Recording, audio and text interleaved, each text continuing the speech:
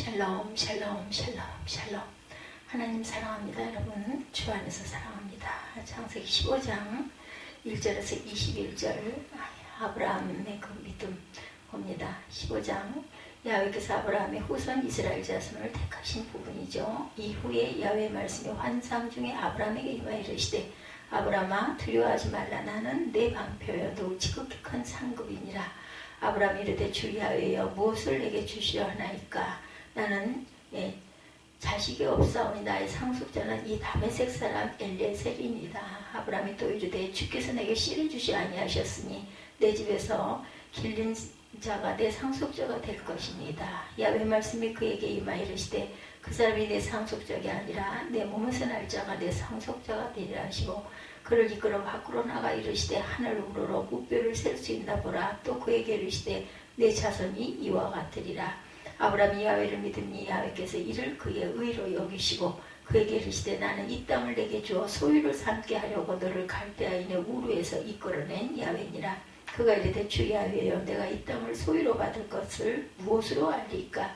야훼께서 그에게 이르시되 나를 위하여 3년 된 암소와 3년 된 암염소와 3년 된 순양과 3떼들과 쥐떼들의 새끼를 가져올지니라. 아브라함이 그 모든 것을 가져다 그 중간을 쪼개고 그 쪼갠 것을 마주 대하여 놓고 그 새는 쪼개지 아니하였고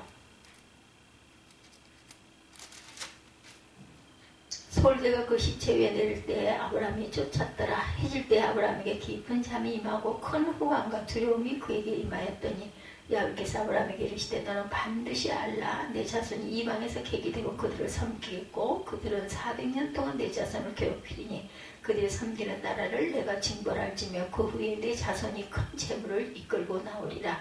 너는 장수하다 평안히 조상에게 돌아가 장사될 것이요 내 자손은 4대 만에 이 땅으로 돌아오리니 이는 아모리 족속의 죄악이 아직 가득 차지 아니함이라 하시더라. 해가 져서 어두울 때 연기나는 화로가 보이며 타는 횃불이 쪼갠 고비 사이로 지나더라. 그날에 야훼께서 아브라함과 더불어 언약을 세워 이르시되 내가 이 땅을 애국강에서보다 큰 강 유브라데까지 내 자손에게 주노니 곧 개인 족속과 그니스 족속과 간문 족속과 헷 족속과 브리스 족속과 르와 족속과 아모리 족속과 가나안 족속과 기르가스 족속과 여부스 족속의 땅이니라 하셨더라. 하나님께서 아브라함에게 이제 엘리에셀이 아니라 내 씨에서 후대가 번성하리라 이런 그 약속을 하시는 내용이 10장 1절에서 21절까지의 내용입니다. 중국 내지 선교사인 허드슨 테일러는 중국 내륙으로 들어가서 사역을 했죠. 늘어나면서 사람과 돈이 더 많이 필요했지만 그를 도와주는 사람은 아무도 없었어요. 테일러 선교사는 그 부담 때문에 밤잠을 못 자고 고민하다가 신경쇠약에 걸릴 정도가 됩니다. 그러던 어느 날 성경을 읽다 요한복음 15장에 나는 포도나무여 너는 가지라는 구절이 눈에 들어왔어요. 그러다 갑자기 태양빛이 비치는 것처럼 마음이 환하게 밝아졌습니다. 수분과 양분을 공급해주는 것은 나무이기 때문에 가지는 것을 받기만 하면 되지 않을까. 왜 나는 나 자신이 뭔가를 하려고 그렇게 애를 썼을까. 정말 어리석구나 이런 생각이 들었다고 합니다. 테일러 선교사는 그 자리에서 꿇어 엎드려 하나님께 자신의 어리석음을 회개하며 모든 문제를 하나님께 맡겼어요. 그래서 마음의 평안이 파도처럼 밀려옵니다. 그 후부터 기도하는 곳마다 응답을 받으면서 성공교육인 중국 내륙 선교를 할 수 있었다고 합니다. 허슨 테일러 선교사가 보여주는 믿음, 이 믿음은 과연 무엇일까요? 믿음은 하나님을 믿는 것만이 아니라 실제적으로 하나님께 맡기는 것입니다. 다시 말하면 은행이 돈을 보관해주고 이자까지 준다는 것을 믿지만 여러분의 돈은 은행에 맡길 때까지 은행에 대한 믿음을 행하는 것이 아니라는 말과 같습니다. 비행기가 여러분을 어떤 곳까지 태워다 줄 수 있다고는 하지만 여러분이 비행기를 타기 전에는 믿음을 행한 것이 아니죠. 이처럼 믿고 그에 따르는 행동이 뒤따르는 것이 믿음이라는 것, 행함입니다. 그렇죠? 오늘 바로 이 믿음에 대해서 살펴보도록 하겠습니다. 아브라함의 믿음, 믿음장이라고 불리는 히브리서 11장 6절이죠. 믿음이 없이는 하나님을 기쁘시게 하지 못하니 하나님께 나아가는 자는 반드시 그가 계신 것과 그가 자기를 찾는 자들에게 상 주시는 이심을 믿어야 할지니라 이렇게 말하고 있습니다. 이 구절이 말하는 믿음, 하나님이 살아계시다는 것과 그 하나님을 자신의 믿음의 상대방으로 여기는 것이 믿음이라는 뜻이죠. 그러나 또한 앞서 살펴본 이와처럼 지식에 불과합니다. 진정한 믿음은 지식과 그에 따른 행동을 필요로 한다. 따라서 믿음에 필요한 것은 두 가지예요. 첫째는 하나님에 대한 올바른 지식이고 두 번째는 그 지식에 합당한 삶을 실천하는 것입니다. 그래서 오늘 여러분의 믿음이 더 성숙해지도록 하나님이 어떤 분인지 우리 함께 알아보도록 합니다. 그것이 여러분의 결단과 삶의 실천으로 이어지기를 또한 바랍니다. 그렇다면 본문이 소개한 하나님은 어떤 분이실까? 아브라함이 믿는 하나님이죠. 하나님께서 아브라함에게 임하셨어요. 1절에 이후에 야훼 말씀이 환상 중에 아브라함에게 이르시되 이렇게 말씀하고 있죠. 환상 중에 아브라함이 임하여 이르시되 두려워하지 말라 나는 내 방패여 너희 지극한 큰 상급이라 이렇게 말씀합니다. 하나님께서 실제로 임하신 것이 아니라 스피커나 라디오 혹은 폰으로 말씀을 하셔서 그 소리만 음성만 아브라함에게 들렸다는 뜻으로 이해하기가 쉽지만 그렇지 않죠. 하나님께서 어떤 모양 어떤 형상인지는 알 수 없지만 인격적으로 아브라함에게 임재하신 것을 뜻합니다. 그래서 우리가 알 수 있는 것은 임하다라는 말의 뜻이 어떤 일이나 상황이 발생하다이기 때문입니다. 어떤 특별한 상황이 아브라함에게 벌어진 것이죠. 우리도 성령의 임재들 경험 다들 하셨죠? 아실 것입니다. 야훼 말씀 환상 중에 아브라함에게 임하셨다. 첫째 현실이고 실제가 아닌 환상이나 꿈속에서 그리고 오직 소리나 음성으로 임하였다는 뜻이 아니라는 거죠. 이 세상의 방법이나 사람이 보고 듣고 이해할 수 있는 방법이 아닌 방법입니다. 그 하나님만의 독특한 방식으로 하나님께서 아브라함에게 임하셨다라는 거죠. 그렇다면 하나님은 왜 아브라함에게 임하셨을까요? 우선적인 이유는 우리가 함께 살펴봤듯이 11조 멜기세덱에게 바쳤던 그런 내용 14장에 있죠. 11조는 말 그대로 소득의 10분의 1이죠. 그런데 아브라함이 이번 전쟁에서 이익을 얻은 것은 전혀 없었어요. 메소포타미아 연합군에게 중동 지역 거의 대부분의 나라들이 패배하므로 그들이 강탈한 것은 엄청났을 것입니다. 그런데 그것을 아브라함은 다 되찾은 거예요. 그렇기 때문에 그가 가진 그것을 다 가진다면 자신이 평생 모을 수 있는 것보다 어쩌면 한 나라의 왕보다 많은 재력가가 되었을 겁니다. 그러나 아브라함은 이번 전쟁에서 얻은 것 중에 시로라기조차 가지지 않았다 이렇게 표현되어 있어요. 성경에. 따라서 그가 바친 11조는 원래 자신이 가지고 있던 것 중에 일부였습니다. 그러니까 전쟁에서 크게 승리했음에도 불구하고 아브라함의 손익계산서는 마이너스였다는 겁니다. 그런데도 아브라함은 11조를 하나님께 바치죠. 멜기세덱에게.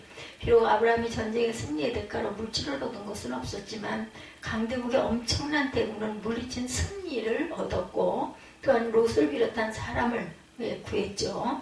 무엇보다 믿음의 역사와 능력을 얻었습니다. 아브라함은 재물 얼마를 얻은 것보다 하나님과의 관계에서 영적인 면에서 더 귀하고 가치 있는 것들을 얻었고 그래서 하나님께 신앙 고백처럼 감사의 의미로 11조를 드린 겁니다.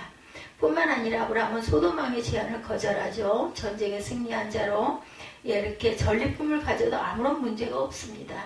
그런데도 아브라함이 이것을 거절한 이유는 세상이 주는 것은 언젠가 세상이 가져갈 것이고 사람이 주는 것은 그 사람이든 다른 사람이 또 가져갈 수 있다는 것을 아는 아브라함이었기 때문입니다. 즉 아브라함은 하나님께서 주신 것이 아니라면 세상으로부터 사람으로부터 어떤 일과 결과로부터 얻은 것일지라도 영원한 내 것이 될 수 없다는 것을 알았다는 거죠. 욕심내어 보아도 아무 소용이 없다는 것, 허무한 것이라는 것을 안 거죠.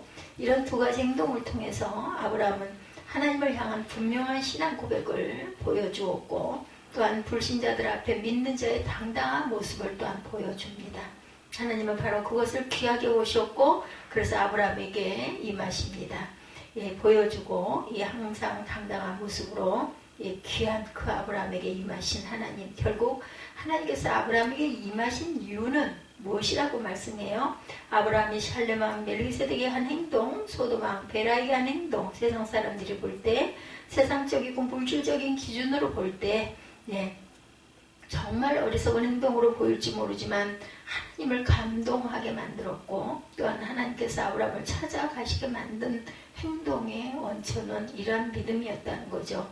아브라함의 신앙과 삶이 하나님을 부른 것이 되었다는 겁니다. 놀랍죠? 여러분에게 하나님이 여러분을 찾으시게 만드는 일들이 많아지기를 주님의 이름으로 축복합니다. 여러분의 삶이, 여러분의 신앙 고백이 하나님을 부르는 것이 되기를 주님의 이름으로 축복합니다.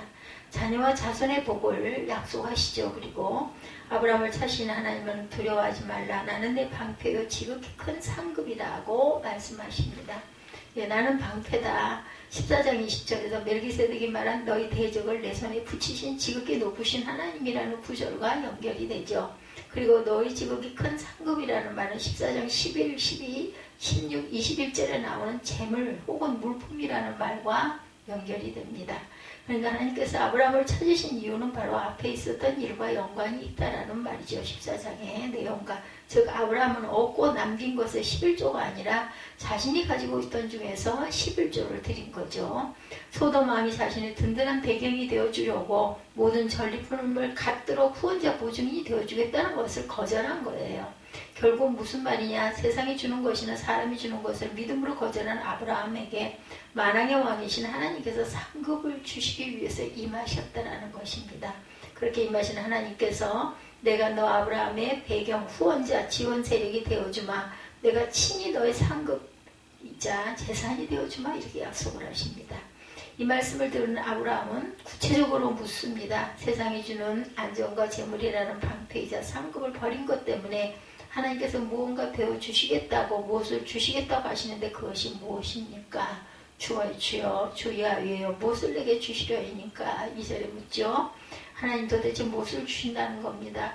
겁니까? 그런데 그 순간 아브라함의 생각이 사로잡은 그것은, 아브라함은 이미 적지 않은 재산도, 그러한 그 명성도 얻었어요. 자신이 지극히 평범한 종들과 목자들의 전문가를 뺨치는 특수부대가 되기까지 했습니다. 따라 지금 그에게 부족한 것은 없어요. 그런데 그에게 유일이 없는 것은 바로 자녀였다라는 거죠. 3절이죠. 주께서 내게 씨를 주지 아니하셨으니, 세상적인 것이나 물질적인 어떤 성급보다 자녀를 주시면 안 되겠습니까? 라는 소원을 이렇게 아는 거죠.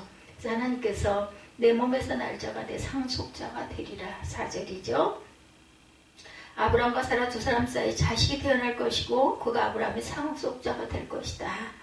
뿐만 아니라 하나님께서 그를 이끌고 밖으로 나가셔서 하늘의 별들을 보게 하시죠. 하늘을 우러러 목별을 셀 수 있나 보라. 못 세겠죠. 내 자손도 이와 같으니라. 5절이죠. 상속자가 될 아들을 주신다는 것을 뛰어넘어서 그 아들을 통하여 셀 수 없는 자손, 번성하게 하겠다라는 거죠. 하나님은 세상 나라와 관록자라는 배경을 거절한 아브라함에게 친히 방패가 되어줄 것이고 자녀가 없는 그에게 자녀라는 최고의 상급을 줄 것이라고 약속하시죠. 그래서 아브라함이 야훼를 믿으니 야훼께서 이를 그의 의로 여기셨다. 6절이죠. 아브라함은 하나님의 약속을 얻었습니다. 믿고. 그러자 하나님은 그런 아브라함을 의롭다고 여겨주셨다는 것. 이 부분 정말 아브라함이 믿은 것을 하나님께 높이 사셨다는데 알고 보면 꼭 그런 것만은 아니라는 거죠. 하나님께서는 불가능한 전쟁을 이기게 해주셨고 친히 찾아오셔서 말씀하시네. 그런 상황에서 아브라함이 믿지 않을 수가 없겠죠. 아무에게도 일어나지 않은 이 특별한 상황, 이런 상황에서 말씀하시는 것은 무엇이나 믿지 않을 수가 없어요. 그렇죠? 저와 여러분이라도. 근데 아브라함이 믿으니까 하나님이 그를 의로 여겨주셨다. 특별한 부분입니다. 하나님은 아브라함이 믿지 않으면 안 될 상황을 만드신 후에 자녀의 약속을 하셨고 그래서 믿었는데 그런 믿음조차도 귀하게 보시고 칭찬하셨다라는 겁니다. 본문에서 여러분은 믿음으로 인하여 의롭다고 칭찬받은 아브라함을 보아서는 안 됩니다. 아브라함으로 하여금 믿지 않을 수 없는 상황으로 몰아가신 후에 아브라함이 당신의 약속을 믿자 그 아브라함을 의롭게 보아주셨다는 하나님을 믿어야 합니다. 바라봐야 합니다. 바로 이런 점에서 하나님이 얼마나 대단한 귀한 하나님이십니까? 우리 하나님은 너무 좋으신 분이죠. 하나님 여러분의 하나님이심을 감사하시기 바랍니다. 땅의 복을 약속하시죠. 7절에 또 그에게 이르시되 나는 이 땅을 내게 주어 소유로 삼게 하려고. 하나님은 처음으로 아브라함과 후손에게 주실 땅에 대해서 구체적으로 설명하시는 부분이 있습니다. 18절이죠. 내가 이 땅을 애국 강에서부터 그 큰 유브라데까지 내 자손에게 주노니 문자적인 뜻의 상징적인 영적인 가나안의 지경이 크고 넓다는 것을 뜻한 말씀이기도 하지만 장차 이스라엘에게 주어질 가나안 땅의 경계가 처음부터 언급되어 있습니다. 그 땅은 애국 국경 가사 남쪽에서부터 유브라데 강 서편에 있는 큰 사법 딥사 이르기까지 광범위한 지역이다. 그 땅은 여호수아의 지휘하에 이스라엘이 가나안 땅을 정복할 때 차지하지 못했고 훗날 다윗과 솔로몬의 때에 이르러 그 땅을 차지하죠. 열왕기상 4장 41절, 역대하 9장 26절에 증거합니다. 근데 아브라함은 자녀를 주시겠다는 약속은 그대로 믿었으나 땅에 대한 약속은 선뜻 믿지를 못합니다. 그의 자녀를 얻는 것보다 더 어려운 것이 가나안 땅을 얻는 것이었기 때문일까? 아멘하지 못한 몇 가지 이유. 첫째, 가나안 땅 곳곳에는 오래전부터 살아온 원주민들이 있습니다. 그래서 그 땅을 차지한다는 것은 그들 하나하나와 싸워야 한다는 의미죠.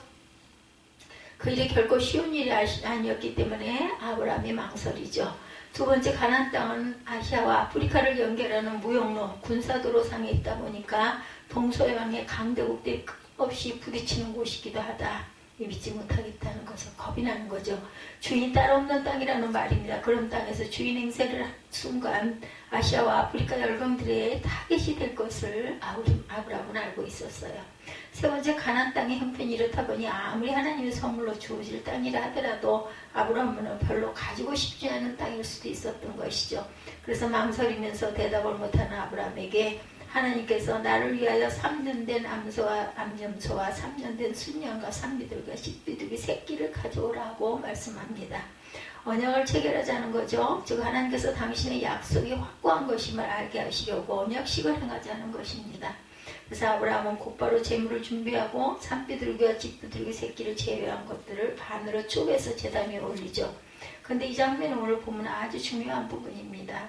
언약이나 계약을 체결할 때 제물을 반으로 쪼개는 것은 어느 쪽이든 계약을 위반하거나 관련하여 문제를 일으키는 경우 그는 이 제물처럼 쪼개질 것이라는 의미를 갖고 있어요. 그리고 바로 그러한 의미로 계약을 맺는 당사자들은 쪼개어진 제물 사이를 지나갔고 그러므로 그들은 자신의 생명과 전부를 걸고 계약을 지킬 것이라는 맹세를 하는 거죠. 17절에 해가 져서 어두울 때 연기나는 화로가 보이며 타는 횃불이 쪼갠 고기 사이로 지나가더라라고 하죠.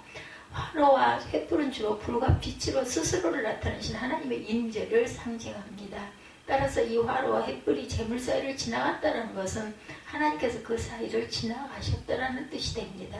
하나님은 아브라함이 땅에 대한 당신의 약속을 선뜻 믿지 못하고 망설이자 반드시 약속을 지키시겠다는 의미로 친히 쪼개진 제물 사이를 지나가신 거예요. 하나님과 아브라함이 맺은 언약을 깨기가 더 쉬운 쪽은 아브라함이고 또 지금 믿지 못하고 망설이는 사람 역시 아브라함이기 때문에 지금 상황에서 쪼개어지고 깨어질 쪽은 아브라함입니다. 그런데 아브라함이 아니라 당신께서 친히 제물 사이를 지나가시면서 당신의 전부를 걸고 약속을 반드시 지키겠다라는 의지를 보여주시죠. 하나님은 아브라함이 믿지 못하자 당신의 전부를 걸고 시위하심으로 아브라함으로 믿게 만드시고 있다라는 그런 내용입니다. 반드시 이 땅을 내게 주겠다. 그리고 내가 주는 것은 세상에서 가장 특별한 땅이 될 것이고 내게 가장 복된 땅이 될 것이다. 이렇게 말씀하죠. 이것이 나의 의지이다. 약속이다. 이 부분도 너무나 놀랍고 은혜롭죠. 굳이 그리 하지 않아도 될 것 같은데 하나님은 믿지 못하는 아브라함을 믿게 하시고 또한 약속하신 것을 반드시 지키기 위해서 쪼개진 재물처럼 그렇게 쪼개질 것이라는 것을 보여주시는 하나님, 아브라함에게 확신을 심어주고 계십니다. 우리 하나님은 이런 분이시죠. 스스로를 나타내셔서 믿게 하시고 그 음성을 친히 들려주시고 믿을 수 있는 증거를 주시고 믿을 시간을 주시고 조금 믿음을 보이면 그것을 기뻐하시고 칭찬해 주시는 하나님. 바로 이 점 때문에 창세기 15장은 아브라함의 믿음을 보여주는 성경이 아니라 아브라함으로 하여금 믿지 않으면 안 되게 만드신 하나님과 하나님과의 사랑과 배려를 보여주신 장입니다. 이 창세기 15장. 믿을 수 없도록 만드신 하나님입니다. 여러분들에게 제가 설교 초반에 믿음이 무엇입니까? 라고 제가 여쭤봤죠. 믿음은 하나님이 어떤 분인지를 알고 그 하나님에 대한 바른 반응을 보이는 것이라고 말씀드렸습니다. 오늘 본문은 하나님을 어떤 분이라고 소개합니까? 아브라함으로 하여금 믿지 않으면 안 될 상황을 만들어 주신 분, 그로 하여금 확고한 믿음 안에 거하도록 만드신 분, 그리고 당신을 믿어주는 아브라함을 의롭다 하시고 칭찬하시고 복 주시는 분이십니다. 이처럼 하나님은 여러분에게 무조건 믿으라고 강요하는 분이 아니고 여러분이 믿을 수밖에 없도록 믿음의 환경을 만들어 주시고 믿음의 능력을 경험하게 하시고 믿음의 역사 속에 거하게 하심으로 하나님을 믿지 않으면 안 되게 만드신 분, 그렇게 해서 믿으면 또한 그것에 대한 칭찬과 축복을 아끼지 아니하시는 아버지십니다. 이 하나님이 여러분의 하나님인 줄 믿으시기 바랍니다. 하나님을 더 많이 더 깊이 잘 알아가시기를, 잘 경험하시기를 주님의 이름으로 축복합니다. 하나님께서 여러분의 인생, 여러분의 문제, 여러분의 가정과 자녀와 직장 등을 다 하나님께 맡기시기 바랍니다. 그래야 온전한 믿음으로 하나님께 큰 영광을 돌리는 여러분의 귀한 남은 생애가 되시기를 주님의 이름으로 축복합니다. 기도하시겠습니다.